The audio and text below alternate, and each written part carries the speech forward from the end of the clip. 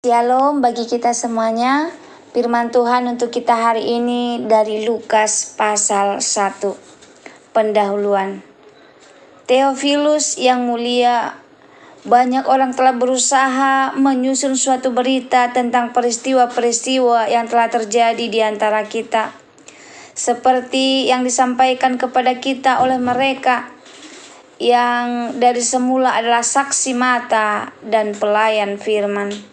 Karena itu, setelah aku menyelidiki segala perkara itu dengan seksama dari awal mulanya, aku mengambil keputusan untuk membukukannya dengan teratur bagimu, supaya engkau dapat mengetahui bahwa segala sesuatu yang diajarkan kepadamu sungguh benar. Pemberitahuan tentang kelahiran Yohanes Pembaptis. Pada zaman Herodes Raja Yudea, adalah seorang imam yang bernama Zakaria dari rombongan Abia. Istrinya juga berasal dari keturunan Harun, namanya Elisabet. Keduanya adalah benar di hadapan Allah dan hidup menurut segala perintah dan ketetapan Tuhan dengan tidak bercacat. Tetapi mereka tidak mempunyai anak sebab Elisabet mandul dan keduanya telah lanjut umurnya.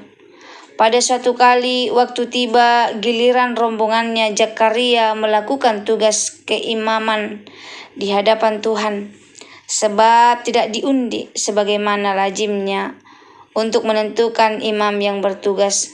Dialah yang ditunjuk untuk masuk ke dalam bait suci dan membakar ukupan di situ. Sementara itu seluruh umat berkumpul di luar dan sembahyang. Waktu itu adalah waktu pembakaran ukupan. Maka tampaklah kepada Zakaria seorang malaikat Tuhan berdiri di sebelah kanan mezbah pembakaran ukupan. Maka tampaklah kepada Zakaria seorang malaikat Tuhan berdiri di sebelah kanan mezbah pembakaran ukupan. Melihat hal itu terkejut dan menjadi takut. Tetapi malaikat itu berkata kepadanya, "Jangan takut, hai Zakaria.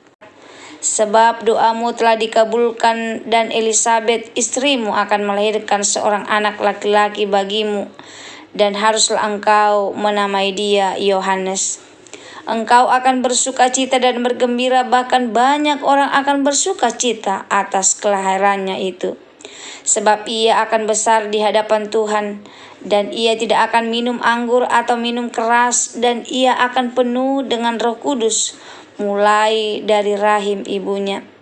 Ia akan membuat banyak orang Israel berbalik kepada Tuhan Allah mereka, dan ia akan berjalan mendahului Tuhan dalam roh dan kuasa Elia, untuk membuat hati bapa-bapa berbalik kepada anak-anaknya, dan hati orang-orang durhaka kepada pemikiran orang-orang benar, dan dengan demikian menyiapkan bagi Tuhan suatu umat yang layak baginya."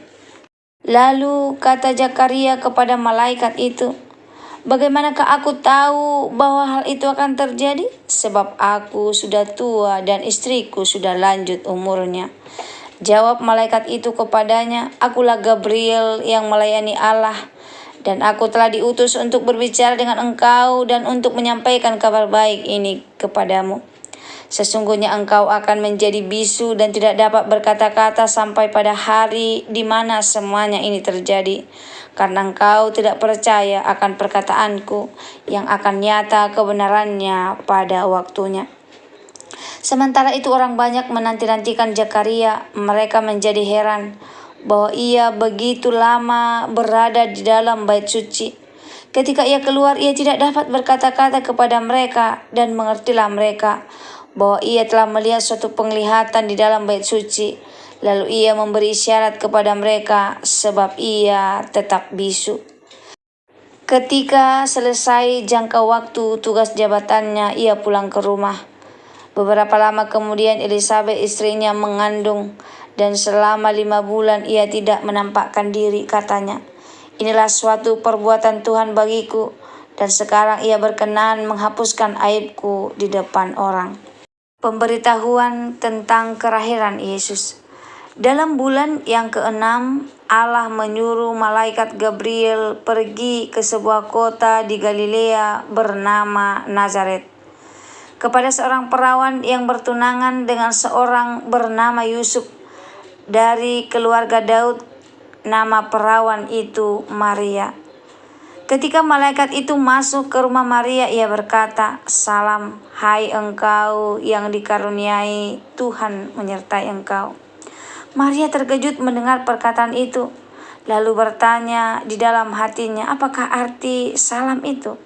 Kata malaikat itu kepadanya, "Jangan takut, hai Maria, sebab engkau beroleh kasih karunia di hadapan Allah. Sesungguhnya engkau akan mengandung dan akan melahirkan seorang anak laki-laki, dan hendaklah engkau menamai dia Yesus.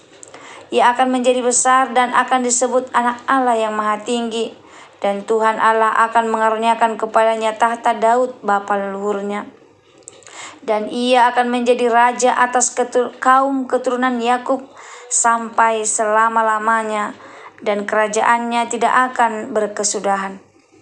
Kata Maria kepada malaikat itu, "Bagaimana hal itu mungkin terjadi karena aku belum bersuami?"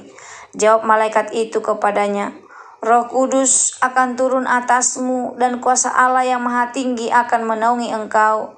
Sebab itu anak yang akan kau lahirkan itu akan disebut kudus, Anak Allah. Dan sesungguhnya Elisabet sanakmu itu, ia pun sedang mengandung seorang anak laki-laki pada hari tuanya. Dan inilah bulan yang ke-6 bagi dia yang disebut mandul itu. Sebab bagi Allah tidak ada yang mustahil." Kata Maria, "Sesungguhnya aku ini hamba Tuhan. Jadilah padaku menurut perkataanmu itu." Lalu malaikat itu meninggalkan dia. Maria dan Elisabet. Beberapa waktu kemudian berangkatlah Maria dan langsung berjalan ke pegunungan menuju sebuah kota di Yehuda. Di situ ia masuk ke rumah Zakaria dan memberi salam kepada Elisabet. Dan ketika Elisabet mendengar salam Maria, melonjaklah anak yang dalam rahimnya, dan Elisabet pun penuh dengan Roh Kudus. Lalu berseru dengan suara nyaring, "Diberkatilah engkau di antara semua perempuan, dan diberkatilah buah rahimmu. Siapakah aku ini sampai ibu Tuhanku datang mengunjungi aku? Sebab sesungguhnya ketika salammu sampai kepada telingaku, anak yang di dalam rahimku melonjak kegirangan. Dan berbahagialah ia yang telah percaya, sebab apa yang dikatakan kepadanya dari Tuhan akan terlaksana." Nyanyian pujian Maria. Lalu kata Maria, "Jiwaku memuliakan Tuhan, dan hatiku bergembira karena Allah Juru Selamatku, sebab ia telah memperhatikan kerendahan hambanya. Sesungguhnya mulai dari sekarang segala keturunan akan menyebut aku berbahagia, karena Yang Maha Kuasa telah melakukan perbuatan-perbuatan besar kepadaku, dan namanya adalah kudus. Dan rahmat-Nya turun-temurun atas orang yang takut akan Dia. Ia memperlihatkan kuasa-Nya dengan perbuatan tangan-Nya dan mencerai beraikan orang-orang yang congkak hatinya. Ia menurunkan orang-orang yang berkuasa dari tahtanya dan meninggikan orang-orang yang rendah. Ia melimpahkan segala yang baik kepada orang yang lapar dan menyuruh orang yang kaya pergi dengan tangan hampa. Ia menolong Israel, hambanya, karena ia mengingat rahmat-Nya, seperti yang dijanjikannya kepada nenek moyang kita, kepada Abraham dan keturunannya untuk selama-lamanya. Dan Maria tinggal kira-kira 3 bulan lamanya bersama dengan Elisabet, lalu pulang kembali ke rumahnya. Kelahiran Yohanes Pembaptis. Kemudian genaplah bulannya bagi Elisabet untuk bersalin, dan ia pun melahirkan seorang anak laki-laki. Ketika tetangga-tetangganya serta sanak saudaranya mendengar bahwa Tuhan telah menunjukkan rahmat-Nya yang begitu besar kepadanya, bersukacitalah mereka bersama-sama dengan dia. Maka datanglah mereka pada hari yang ke-8 untuk menyunat anak itu, dan mereka hendak menamai dia Zakaria menurut nama bapaknya. Tetapi ibunya berkata, "Jangan, ia harus dinamai Yohanes."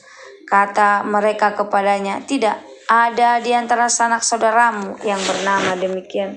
Lalu mereka memberi isyarat kepada bapaknya untuk bertanya nama apa yang hendak diberikannya kepada anaknya itu. Ia meminta batu tulis lalu menuliskan kata-kata ini, "Namanya adalah Yohanes," dan mereka pun heran semuanya. Dan seketika itu juga terbukalah mulutnya dan terlepaslah lidahnya. Lalu ia berkata-kata dan memuji Allah. Maka ketakutanlah semua orang yang tinggal di sekitarnya, dan segala peristiwa itu menjadi buah tutur di seluruh pegunungan Yudea. Dan semua orang yang mendengarnya merenungkannya dan berkata, "Menjadi apakah anak ini nanti? Sebab tangan Tuhan menyertai dia." Nyanyian pujian Zakaria. Dan Zakaria ayahnya penuh dengan Roh Kudus, lalu bernubuat katanya, "Terpujilah Tuhan Allah Israel, sebab ia melawat umatnya dan membawa kelepasan baginya. Ia menumbuhkan sebuah tanduk keselamatan bagi kita di dalam keturunan Daud hambanya ini, seperti yang telah difirmankannya sejak purbakala oleh mulut nabi-nabinya yang kudus. Tuhan melepaskan kita dari musuh-musuh kita dan dari tangan semua orang yang membenci kita, untuk menunjukkan rahmat-Nya kepada nenek moyang kita dan mengingat akan perjanjiannya yang kudus, yaitu sumpah yang diucapkannya kepada Abraham, bapa leluhur kita, bahwa Ia mengaruniai kita, supaya kita terlepas dari tangan musuh, dapat beribadah kepadanya tanpa takut, dalam kekudusan dan kebenaran di hadapan-Nya seumur hidup kita. Dan engkau, hai anakku, akan disebut Nabi Allah yang Maha Tinggi, karena engkau akan berjalan mendahului Tuhan untuk mempersiapkan jalan baginya, untuk memberikan kepada umat-Nya pengertian akan keselamatan yang berdasarkan pengampunan dosa-dosa mereka, oleh rahmat dan belas kasihan dari Allah kita, dengan mana Ia akan melawat kita, surya pagi dari tempat yang tinggi, untuk menyinari mereka yang diam dalam kegelapan dan dalam naungan maut, untuk mengarahkan kaki kita kepada jalan damai sejahtera. Adapun anak itu bertambah besar dan makin kuat rohnya, dan ia tinggal di padang gurun, sampai kepada hari ia harus menampakkan diri kepada Israel. Untuk kita hari ini dari Lukas 1 ayat 1 sampai 40. Allah yang setia menggenapi janjinya. Injil Lukas dimulai dengan kisah luar biasa kabar kelahiran Yohanes dan Yesus. Pasal ini menegaskan bahwa Allah setia, kuasanya tidak terbatas, dan rencana keselamatannya nyata. Tema besar Allah yang setia menggenapi janjinya, dan bagaimana manusia merespon janji itu dengan iman ataukah keraguan. Yang pertama, kabar baik kepada Zakaria 1-25. Zakaria dan Elisabet hidup benar tetapi mandul. Malaikat Gabriel datang, doa mereka dijawab. Elisabet akan melahirkan Yohanes. Yohanes dipanggil untuk mempersiapkan jalan bagi Mesias. Zakaria ragu sehingga dia menjadi bisu. Pelajaran bagi kita, kadang kita sudah lama berdoa. Saat jawaban doa datang kita malah ragu, tapi Allah tetap setia. Yang kedua, kabar kepada Maria ayat 26-38. Malaikat datang kepada Maria, perawan sederhana dari Nazaret. Maria dipilih untuk melahirkan Yesus, anak Allah, melalui kuasa Roh Kudus. Maria merespon dengan iman, "Jadilah padaku menurut perkataanmu." Pelajarannya bagi kita, Allah tidak melihat status, tapi hati yang rela dan taat. Selanjutnya pertemuan Maria dan Elisabet ayat 39-56. Janin Yohanes melonjak ketika mendengar salam Maria, tanda penuh Roh Kudus. Elisabet meneguhkan Maria. Maria memuji Tuhan dengan magnifisat. Allah memperhatikan orang rendah, meninggikan yang hina, merendahkan yang congkak. Syukur dan iman mengalir dalam pujian kepada Allah. Lanjutnya kelahiran Yohanes dan nubuatan Zakaria ayat 57-80. Nama Yohanes berarti Tuhan mengasihi. Setelah menulis nama Yohanes, lidah Zakaria dilepaskan, ia memuji Tuhan. Nubuatannya Allah menggenapi janji kepada Abraham. Yohanes mempersiapkan jalan, Yesuslah terang bagi dunia. Pelajarannya, Allah bekerja sesuai janjinya, tepat pada waktunya. Kau diberkati Tuhan, Allah setia kepada janjinya. Janji kepada Abraham digenapi dalam Yesus. Tidak ada yang mustahil bagi Allah. Hidup kita pun ditopang oleh janjinya. Respon iman menentukan berkat. Zakaria ragu, dia bisu. Maria percaya, dia dipakai. Iman membuka jalan bagi Tuhan. Keselamatan hanya melalui Yesus Kristus. Yohanes hanyalah jalan, Yesuslah terang. Ia disebut surya pagi yang menyinari kegelapan. Tanpa Yesus, hidup manusia tetap dalam bayang-bayang maut. Pujian adalah respon iman. Maria memuji Tuhan lewat Magnificat. Zakaria memuji lewat nubuat. Orang yang mengalami janji Tuhan pasti hatinya bersyukur. Aplikasinya bagi kita hari ini, percayalah pada janji Tuhan, jangan biarkan doa panjang membuat kita ragu. Belajarlah dari Maria, taat dan rendah hati, berkata, jadilah padaku menurut perkataanmu.